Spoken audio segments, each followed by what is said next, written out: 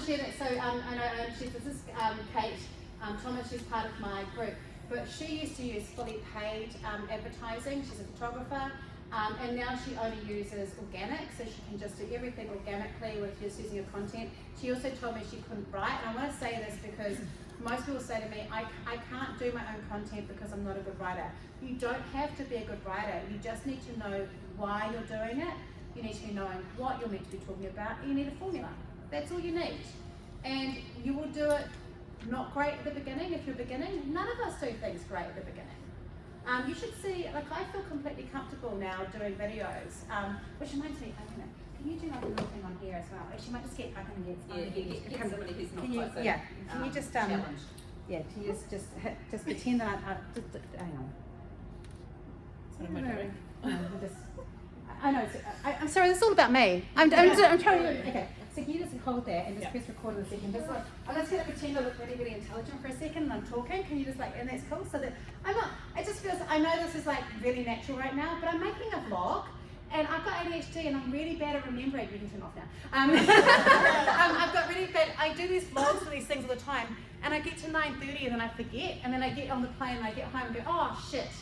Every time, so I'm trying really hard to make sure I get it right. Okay, anyway, with Kate, so when I first started doing video, I am completely comfortable with video now. I feel completely like it's my happy place creating video. When I first started it and I do video, I would literally like be, I'd go like this and go, okay, so what I want to talk to you today about, and I was so uncomfortable, and you can't become good unless you're shit first, right? Yeah. That was very loud. I've this people saying actually, which I've got a couple of these and people already need one of these, but I've got this that says, be a little bit less shit every day. Yeah, there we go. You can have one of those. Yeah. Okay. Oh wait, you have to come back later because I'm not going to waste our time talking to that. Okay. But you need to get over the fact that it's not going to be perfect, but you have to give it a go. And what I would normally say is that you need to make sure that when you're doing your content that you just start it, you just get it going and go and refining it and kind of working out what works. And don't second guess it. One of the things I did miss on there is perfectionism is one of the worst problems when it comes to creating content. And so you want to make sure that it's not, I'm just recently, people that are going to start working with me again next month, they have this amazing thing. They work with menopausal women and they have this at-home gym program. And I was like, I'd jump on that. It sounds amazing. And I went and looked at their content and she said, oh, you've been creating quite a bit of content. So go and have a look at their site. They've been going for 18 months and there are 3 posts. And I said, you told me you've been creating lots of content. She said, yeah, we create lots of content and then we put it up and then I delete it after a week because I don't think it's good enough. Oh, and I'm like, no. It can be crappy. It can honestly be crappy. And I've got a client, Paula, she's in her late 50s, she has a shoe shop, and I said to her, you have to start showing up in video. She's on TikTok, she's on Instagram, she's selling her shoes on these things. And I will just say that she did give me an almost heart attack when I first told her, because I said, look, do it, no one will watch it, it'll be completely fine. And she sent me an email the following week, and the title was, you bitch, you lied. Which did not make me feel very good at all. And then she said, so many people have commented on the videos, I'm getting all these sales, I do not like the attention, but I do like the sales. And she just was away. She was just good at it from the get-go, you know.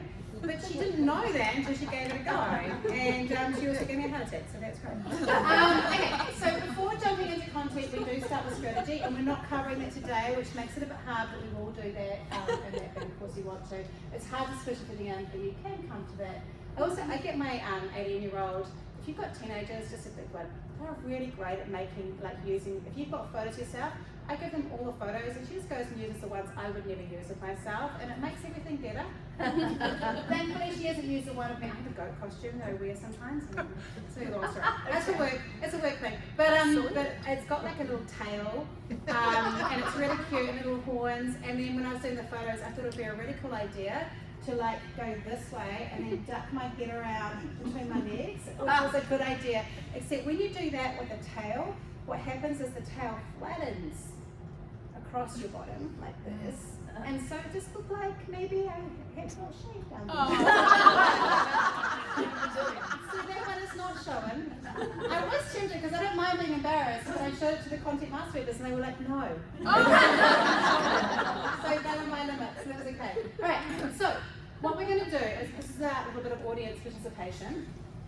I am going to choose one of you. We're going to do a live test of this. I want to show you how easy it is to create great content. So, tell me a business I should choose. Who's got a cool business? Who's got one who thinks they can't create content with their business because their business is either too boring or complicated? Let's give me a challenge. Or anyone want to? Because you're going to get a whole lot of content ideas. So, I'll do it. okay, what sort of business do you have? Personal styling. Ah, excellent. That's easy. Okay. I was really worried you were going to say something like environmental EV. I had someone who did this once to me. She said, "Oh, I've got environmental EV charger things, but we only sell the plastic." And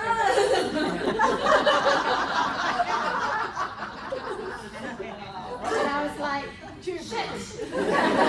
Okay, so personal stylist. Who's your target audience? All women. No. No. Okay. I'm just going to tell you that I don't care if it's all, like my group that I have, I target it to women and now men who are comfortable in women-led spaces. We've got a few men that have begged their way in there, so they're in there.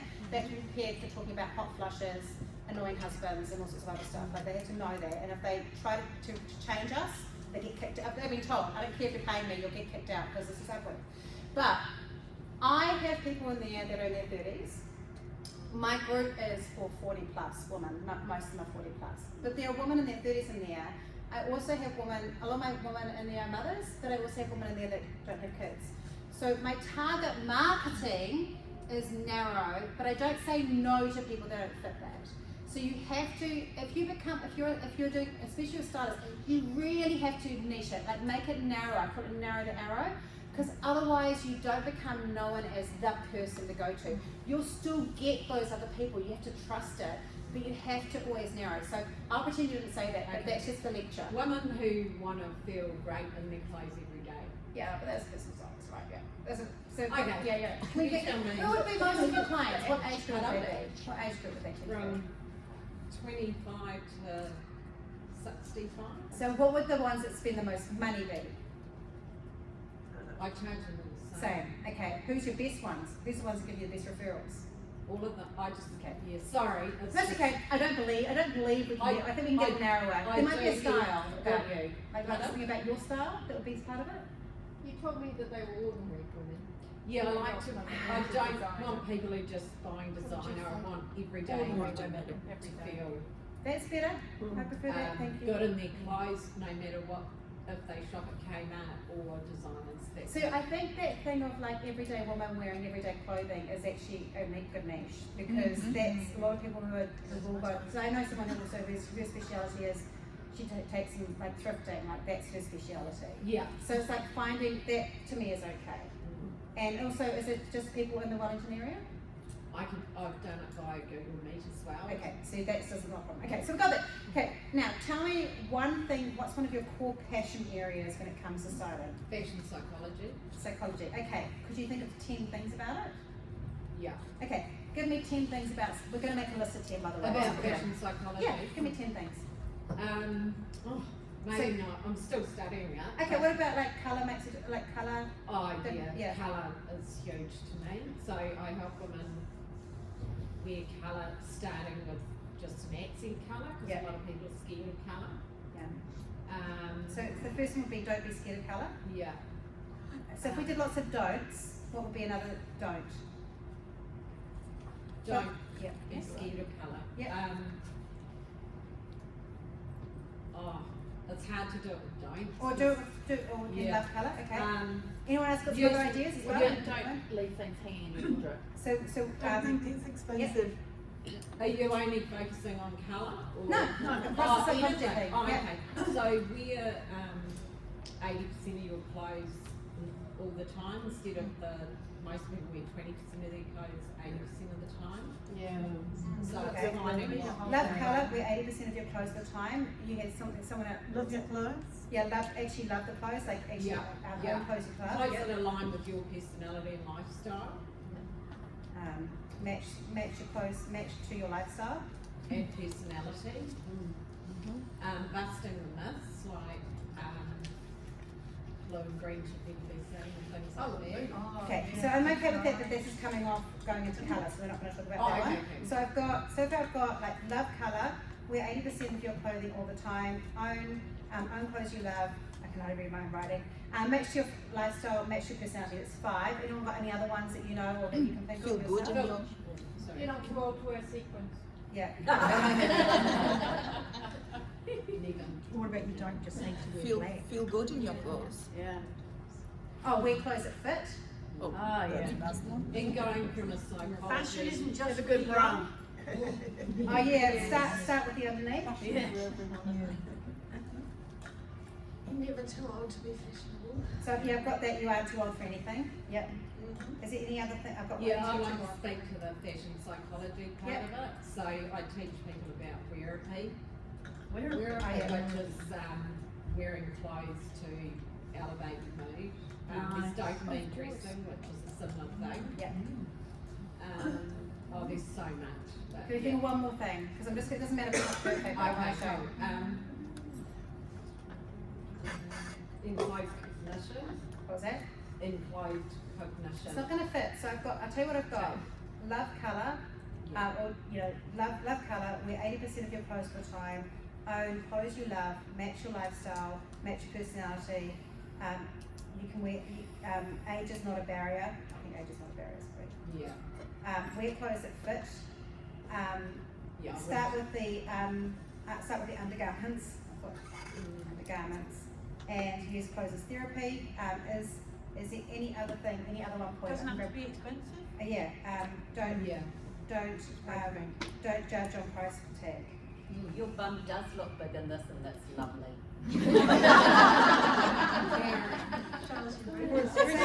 Show your bits. It's stressing for yourself and not everybody else. Yeah, okay, so I've got 11 now, alright? Well done. Okay, so the key is you have to stay on track with this. I think you can see how I was pushing back and going, you have to stay on track. It has to be 10 things or 11 things you group. Now I've got 11, I could write a blog with that. If I've got 11, if I was invited to speak somewhere, I've now got 11 or 10 things I could say. But now I can also use these things for content. I'm going to show you how to do it, and then I'm going to give you these hooks first. If you've got a pen, I'll write these down. So when we're creating content, what we want to do is we want to make sure that we've got us really clear on our core message. So a list of 10 is like the stuff we already know. So what I recommend you do before you even write your content is to write some lists of 10. Because then when you're going to write it, you're not going, oh God, what should I write again? This is where you feed it from.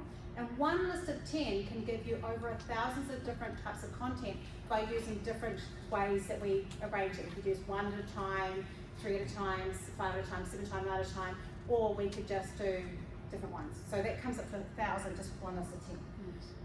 So we want to make sure we use that list of 10 and then we follow a formula that works, which is this. We use our list of 10 topic, we have a hook, which is what I'm going to give you a couple for. We write the caption. So I've got a bit of a planner, which I've got here that you can use. And I'm going to demonstrate it to you, but I'm going to give you some hooks here. Here's this one. Okay, imagine this. That's how you could start a piece of content. Okay, imagine this. Odd but effective ways to. Odd but effective ways to. I promise if you start doing this, you will be that, or you'll get that. I promise if you start doing this, you'll be that, I'll get there. Now, I got all of these out, by the way, before we did the list of 10. I want to show you how it wasn't like a magic trick where I was like, I'm going to find someone and tell them I'm going to do this, and they're going to secretly give me a list, and then we're going to do it. Because it didn't happen that way. And I'll give you another one. Why does no one talk about it? Did I give you that one before? Okay.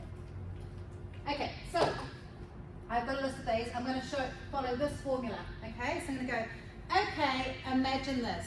You're out and you're meeting people that you've never met before, and you feel fantastic because you know that you're wearing clothes that match your personality so they can assess and know who you are. You're wearing clothes you feel comfortable in because they fit you really well.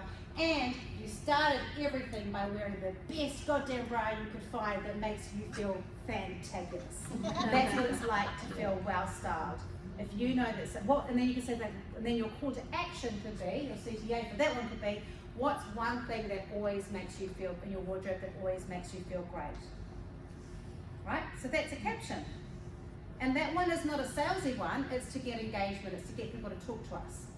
Right? I'm going to do another one. Odd but effective ways to boost your mood. Did you know that you can help your mood by changing the way that you dress? Here are a few ways that you can do that. One, you can use your clothes as therapy. Choose things that make you feel good and express yourself. Fit them in with your personality and make sure that they are things that you feel really good in. This also, when you're doing that, don't be afraid of colour, because colour helps us lift our dopamine, our mood, and helps us feel better. If you know that your wardrobe is looking a little bit blah and you need a push to feel better in what you're wearing, I'd love to talk to you. It's exactly the same format, hook, juicy content, and then our call to action, and this time it's a bit more salesy. Using the same list, but I've done it a different way. Should I do one more so you can get an idea? Yeah. Okay. 3 reasons why you need to hire me as your personal stylist. 1, I want to make sure that, I never judge on the price tag. We're all about finding clothes that fit you and your budget. 2, I believe that age is not how we work out your fit. I'm going to help you find clothes that fit in with your personality and your lifestyle. And 3, I'm going to make sure that we have a look at your wardrobe first so that you're wearing 80% of your wardrobe instead of 20% over and over again.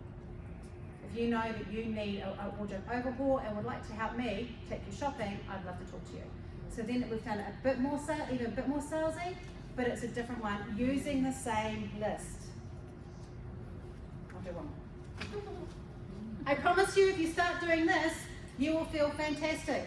Go buy a really good bra. Make sure it fits. Everything else is going to look better. That's the end. What sort of bra? When was the last time you went and bought a bra for yourself?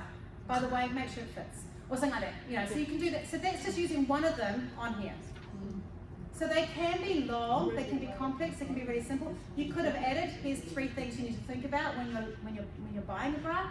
But I've used only the content that's on here, and I've used mixes of it. And by using a hook, the content, and a call to action, we make sure that we're getting that engaging content all the time. So what I've got for you is some of these that you can use, which I will pass out. So I've got like a little hook one and a loose, and I'll put 2 in it because I can't remember what they are. They're coming. All right. So if you want to make sure that you're going to create great, excellent content, you want to make sure you really know your topic. And this is really important, so make sure it's something that you really want to talk about. I don't talk about analytics and marketing. I teach them. We've done a whole lot of stuff around SEO, but SEO doesn't fire me up. It doesn't make me really excited, so I just don't talk about it in my marketing. It doesn't stop me working with people in that space, but if I had to talk about SEO all the time, I think I would probably vomit. I just can't. I actually feel nauseous even saying it. I don't know. You're the same name. Yeah. And it's ironic because both of us actually really need SEO as part of what we do, but it's not the thing that makes us excited, so we don't talk about it. If there's a part of your business that you don't get energized about, just don't talk about it. If there's nothing in your business that energizes you, you have to get help with that. Yeah, I think you need to go get help, because that's not okay. Find the thing, because that's the biggest thing, right? The next thing is you need to know the customer journey stage. I haven't really gone through that today because of time, but basically we want to make sure we're talking to people who've never seen us before, people who are only just getting to know us, people who now really like us and want to hang out with us all the time, and people who are ready to buy from us. And that's why we need to have a mix of different types of content, and why we can't always have the call to action of come and see us in store, or buy from me today, or if you want that, message me. No one wants that every time. We need to have some softer things sometimes too. I'm working with someone at the moment And I just say, please stop putting the bed warehouse, come and see us in store, the bed warehouse at such and such drive in every post, because I like that post and they get to that and go, that was about a cat sleeping in. How was that related to the bed warehouse? You know? So like that's a really important part of it. Really know what your hook's going to be, so choose a hook. I've given you a couple. A really cool thing to do is if you consume social media and you get pulled in by something, go and find what the hook was and then use it yourself. Because if it worked on you, it might work on your audience. And to know your format. So hook, content, call to action, and obviously know your call to action, so think about what those might be. Using a formula helps us learn to relax, and then we can experiment. I'm just, with the book I'm doing, actually that I'm going to be part of the group storytelling, and you're going to be, that storytelling one? Yeah, I do. You look so excited about it. It's like, you're like, yes. Yeah, you're like, I think that's also something I don't like along with SEO. But I'm going to be using, we're going to go deeper and go like more complex, but that is the structure. Hook, juicy content, call to action. If you remember that, you'll go far with it. Cool. And still, you can either, you can come on in a bit more, and there, or in my book. And that was it. That was my last bit. I must have run out of puff in my last running away thing. I do have these though that I will pass out as well. And you can have questions while I get these organised. Have you got any questions around content? Yes. Have you got any tips about knowing what your audience thinks? Hang on a minute, I got to that too. Yes, too. Hang on, sorry Jane, hang on. I just realised they did actually do it properly. There's 2 sheets. And what was the question? Have you got any tips on working out what about your ideal customer in terms of the problems that they have, or you know? That kind of Yes, stuff? I've just done like 3. I've done 3 podcasts recently on psychographic profiles, and I've just got a lead generation that I've just written that's due to go out like tomorrow or the next day, which is basically a big workbook that helps you work out all those sort of things. So if you want that, you can message me and I will send you that. You'll just be signed up to get the lead generation of the 5 emails that go after it, because I'm a marketer and obviously just to give it to the house, isn't I? Yeah. But that will help, just breaking it down. Any other questions? Yes. What's your opinion on posting to Google rather than? No, you can post to Google. Yeah, does that, because all my customers are either Google or Web now. Doesn't seem to be social media, probably because I don't post. Yeah, all business you don't post. Probably. You can use a platform called Metrical, which is free for 50 posts a month, and then you can schedule to Google, to Facebook, and Instagram at the same time. Oh, can you schedule Yeah. to Google? Yeah. Because I've got later that you No, can you can schedule So where is that? It's free. what's it called? Metrical. I can send a thing. I only send out an email. Danielle's on it. Okay, cool. Awesome. Yes. When you with those core topics, is that the same concept as content pillars? So I'm not a big fan of the words content pillars because it gets very confusing and there's so many different teaching around it. But I would definitely call a list of 10 kind of like a core topic that you love talking about. I prefer going with that because as soon as I hear pillars, I feel stressed. So I just go, here's my list of 10 of things I talk about. And I have other things I teach people to do that's part of like the more structured stuff, which is horrible to write but really important for your content. But to get started, I always go write something you want to write about. Yeah. That's the best way to do it. Something that you're passionate about in your business, that you know your customer needs, is always a good way to do it. So with a list of 10, for example, could one be like around your like identity as a mother or something like that, and that's one of your 10? And Yeah, as long as it's relevant to your ideal audience, yes. Okay. Yeah, definitely. Any other? No? Okay. No, we're all good. Right. Here's something I prepared earlier. I actually did because it's a cookbook that my Dragon Boat team pulled together. So, Oh my gosh. So the hot artichoke dip. Yeah. Yes. Yeah. Brilliant. Yeah. That's That's, Friday. have that on a romantic night with your husband because it'll get you going. Is it garlic? If it is, you'll be in in a spare It's bedroom. actually half garlic. That would get him in the spare bedroom.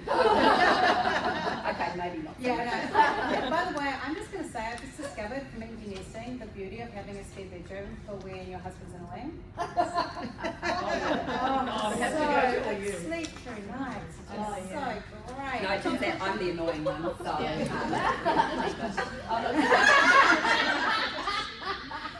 Look, thank you for that, and Daniela's already signed up to be going to Rachel's workshop, and I encourage anybody to give it a go. It's free.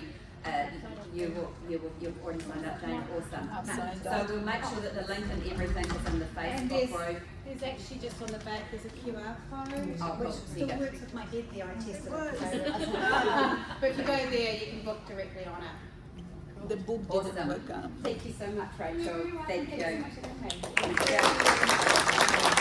you.